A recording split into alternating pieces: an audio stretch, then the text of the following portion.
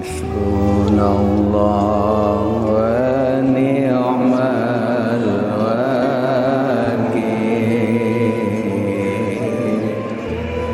Hasbunallah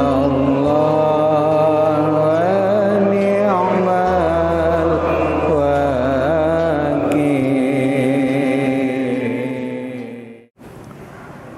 Assalamualaikum warahmatullahi wabarakatuh.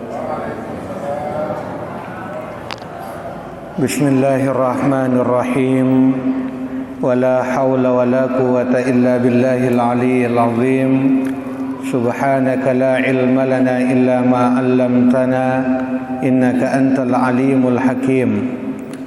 Alhamdulillahilladzi ja'ala ad-da'wah ilal huda wad-dalalah 'alal khair wan nasihah lil muslimin min afdalil qurbat wa arfa'id darajat wa ahammul muhimmat fid din. Wassalatu wassalamu ala sayyidina wa maulana Muhammadin wa ala alihi wa ashabihi ajma'in. Allahumma aftah alaina hikmataka wa rahmatika wanshur alaina min khazaini rahmatika ya arhamar rahimin. Allahumma ya qadiyal hajat, Allahumma ya rafi'ad darajat, ya arhamar rahimin. Hadirin ma'asyiral ikhwan rahimakumullah. Alhamdulillah, puji syukur tak terkira untuk senantiasa kita panjatkan kehadirat Allah Subhanahu wa taala, karena atas perkenannya lah sehingga kita bisa berkumpul bermuajahah di majlis ilmu ini dalam keadaan sihah wal afiyah. Semoga pertemuan ini mendatangkan ridha dari Allah Subhanahu wa taala. Amin. Salawat beserta salam semoga senantiasa terlimpah curahkan ke hadapan baginda Rasul Nabiyuna Muhammad sallallahu alaihi wasallam, kepada seluruh keluarga beliau dan para sahabat-sahabat beliau yang mulia. Hadirin ma'asyiral ikhwan rahimakumullah. Pada kesempatan kali ini kita akan membahas sebuah tema yang sangat perlu untuk kita saling mengingatkan, yakni di bawah judul dekati orang soleh. Di dalam kehidupan ini, pada diri manusia pasti ada dua hal yang wajib hukumnya ada, yakni ada yang menjadi pengajar atau guru dan ada yang menjadi pelajar atau murid. Mulai langan zaman manusia pertama sampai kapanpun hal ini wajib hukumnya ada. Bahkan Nabiullah Adam alaihissalam, manusia pertama di muka bumi ini saja, tetap memiliki pengajar atau guru, zat yang maha alim, Allah Rabbul Jalil. Ini tidak bisa kita pungkiri bahwa dalam kehidupan ini kita terlepas dari yang namanya guru. Sehingga ketika ada statement atau pandangan dari seseorang yang ingin melepas diri dari gurunya, ingin memahami agama ini tanpa berguru, maka dia tetap juga akan memiliki guru dengan tanpa disadari, yakni setanlah yang akan menjadi gurunya. Ketika seseorang ingin belajar atau memperdalam agama ini, hanya semata-mata tidak mau mengikuti guru atau ulama-ulama, langsung mengacu kepada Al-Quran wal Hadis tanpa mengacu kepada pandangan-pandangan ulama sebagai pentafsir dan lain sebagainya, maka dipastikan bahwa setanlah yang akan menjadi pembimbingnya. Karena tidak ada dalam kehidupan ini keluar dari konsep dua hal, menjadi pengajar atau menjadi pelajar. Ikhwan rahimakumullah, ketika kita bicara orang soleh, kesolehan seseorang yang harus kita dekati, dan ini salah satu yang menjadi obat penenang jiwa, penenang hati bagi diri manusia. Tidak semua orang yang berlabel tuan guru, ustadz, dipastikan bahwa dia itu adalah orang yang soleh. Kesolehan seseorang tidak bisa diukur dari surbannya, tidak bisa diukur dari hitam jidatnya, tidak bisa diukur dari tingkat cingkrang celananya.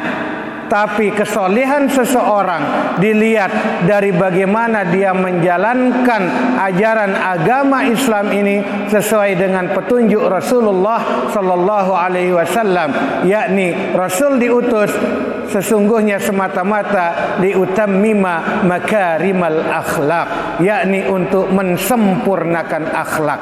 Sehingga ketika ada seseorang yang ibadahnya rajin, salat malamnya rajin, puasa sunnahnya rajin, tapi ibadah sosialnya tidak ada atau tidak mencerminkan nilai ibadahnya, maka dia belum dihukumi sebagai seseorang yang saleh.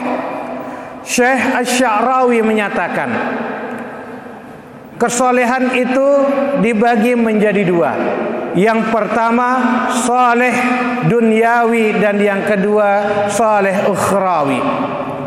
Yang disebut dengan saleh duniawi adalah orang yang senantiasa hubungan sosialnya, hablum minan nasnya baik, dan ia senantiasa membantu sesama, berbuat baik kepada lingkungan dan lain sebagainya.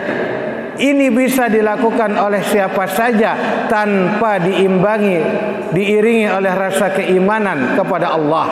Hal ini bisa dilakukan oleh orang kafir, membantu sesama tapi tak didasari oleh iman. Orang yang seperti ini yang disebut dengan kesalehan duniawi. Kesalehan yang kedua, sebagaimana dinyatakan oleh Syekh Asy-Sya'rawi, kesalehan ukhrawi, yakni selain hablum minallahnya, hubungan dengan Allahnya, dan juga hablum minan nasnya baik, semuanya itu didasari oleh keimanan yang baik kepada Allah Subhanahu wa taala. Sehingga di dalam kehidupan sehari-harinya orang-orang yang soleh itu tidak menyakiti tetangganya dengan lisannya, tidak berkata-kata kotor, tidak melakukan tindakan-tindakan yang bisa memecah belah masyarakatnya, selalu menjunjung tinggi nilai persatuan atau ukhuwah di dalam kehidupannya.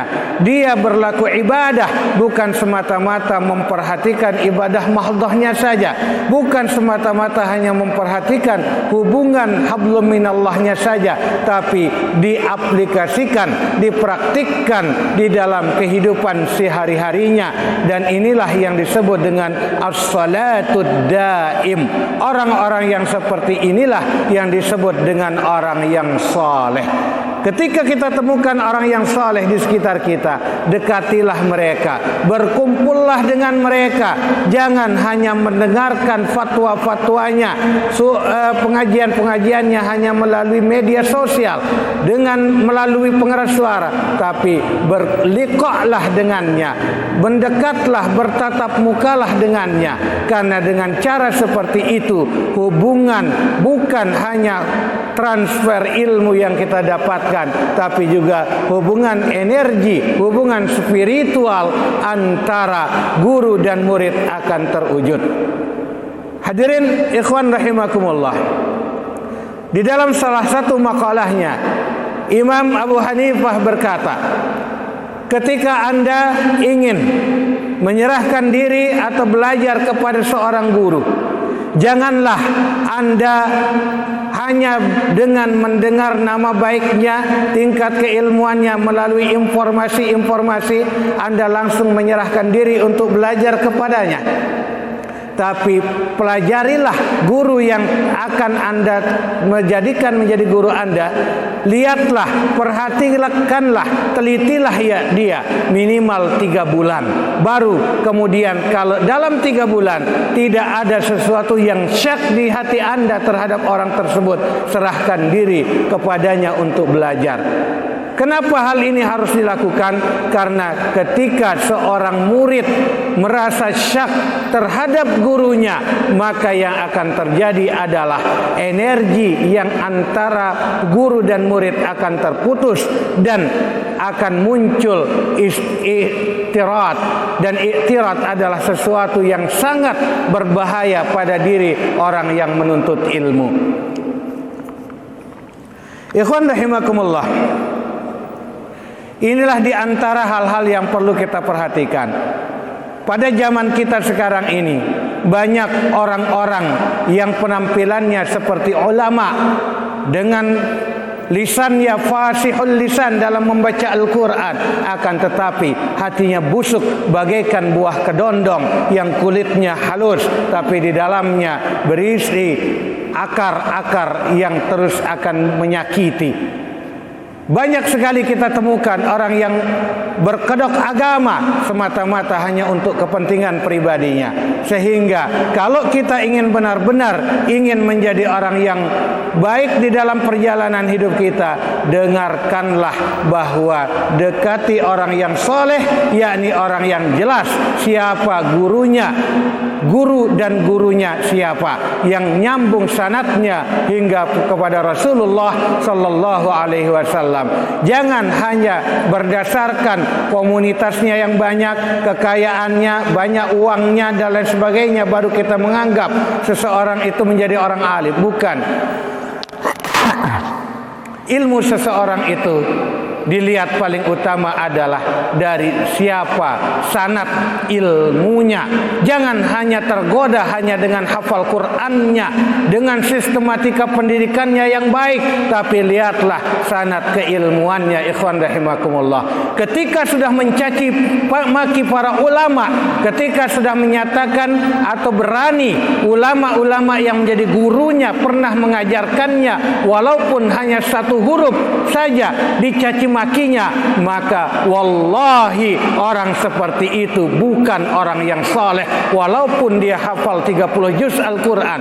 Bahkan bisa kita katakan bukan Al-Quran yang dia hafal 30 juz, tapi itu hanyalah bahasa Arab yang kebetulan 30 juz. Karena orang yang benar-benar hafizul Quran pastinya adalah mengaplikasikan nilai-nilai Al-Quran di dalam kehidupan sehari-harinya, tidak akan pernah iktirat terhadap gurunya. Inilah yang perlu kita perhatikan, ikhwan rahimakumullah. Jangan tergoda dengan manisnya perkataan, karena saat ini sulit terkadang kita bedakan mana madu dan mana racun, karena banyak racun bermerek madu. Jangan tergoda dengan rayuan-rayuan yang disebabkan oleh kalimat-kalimat thayyibah yang disebutkan melalui bibir-bibirnya yang manis, padahal isinya adalah racun yang ingin menghancurkan kita. Bagaikan dalam sebuah tanaman, mereka adalah hama atau benalu yang nantinya akan merusak tauhid kita, merusak kehidupan kita. Berhati-hatilah ikhwan rahimakumullah. Mudah-mudahan melalui kesempatan ini kita bisa saling mengingatkan dan kita benar-benar diberikan petunjuk oleh Allah untuk bisa melihat mana yang benar dan mana yang salah. Katakan yang benar walaupun itu pahit bagimu, walaupun semua orang di dunia ini menyatakan engkau salah, tapi kalau itu sebuah kebenaran, lakukanlah. Jangan pernah berhenti berjuang untuk menjalankan apa yang menjadi warisan para ulama-ulama kita, yakni salafus saleh yang terkenal dalam hidupnya dalam kelompok ahlus sunnah wal jamaah. Mudah-mudahan bermanfaat untuk kita semua. Dan sedikit tulisan yang sudah ada di tangan diri kita masing-masing, silahkan untuk dibaca dan untuk dipertanyakan. Kita kaji bersama dalam sesi tanya jawab. Allah Ta'ala a'lam.